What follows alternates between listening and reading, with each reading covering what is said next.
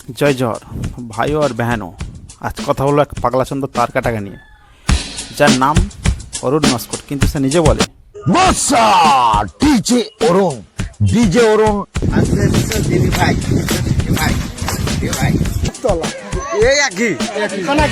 भाई डीजे कখন बाजे ता तुमी धरते पारबे ना।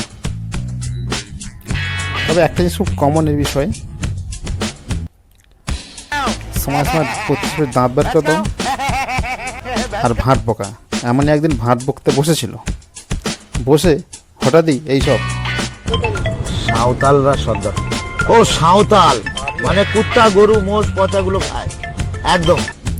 জানতাম খুব একটা শিক্ষিত না, তা বলে এতটাই অশিক্ষিত যে নেওয়ার মতো নন, কোনো কমন সেন্স জ্ঞান নেই। হ্যাঁ, আদিবাসীদের সম্বন্ধে উল্টোপাল্টা বলা মানে যে দেশের রাষ্ট্রপতি দ্রৌপদী মুর্মুকেও তুই একসঙ্গে ছোট করে দিলি এবং আমাদের ভগবান বিরসা মুন্ডাকেও তুই ছোট করলিস। আর ভালো করে জেনে রাখ, আদিবাসীরা পচা নয়, টাটকা খেত, ঠিক আছে? আর তোর মতন এই মানুষটা যখন ইংরেজদের গোলামি করতো না, তখন এই আদিবাসীরাই স্বাধীনতার জন্যে যুদ্ধ করেছিল ইংরেজদের বিরুদ্ধে। গুলি আর বন্দুকের সামনে তারা তীর ধনুক নিয়ে যুদ্ধ করেছিল, ঠিক আছে?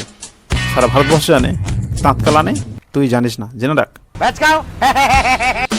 সবার কাছে একটা কথাই বলার আছে, একে আইনের হাতে তুলে দাও এবং আইন একে এমন শাস্তি দিক যাতে এর মতন আর কোনো মানুষ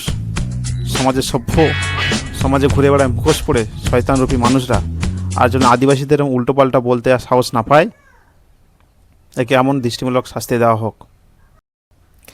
আর শুধু এ নয়, সমাজে বহু মানুষ মুখোশ পড়ে শয়তানরূপী মানুষ ঘুরে বেড়াচ্ছে এবং বাসে, ট্রেনে, ট্রামে, স্কুল, কলেজে, সব জায়গায়, অফিসে এই আদিবাসীদের এইভাবে ছোট করছে। সবাই যেন ভয় পেয়ে যায়, এমন এক শাস্তি দেওয়া হোক, এই অনুরোধ রইল। আর কি বলতেস জানো, এখন কোথায় গেল তোর সেই 500 কোটি ফেস ভ্যালু? আর তুই কারুকে তো খুঁজে পাওয়া যায় তোর দোকানে।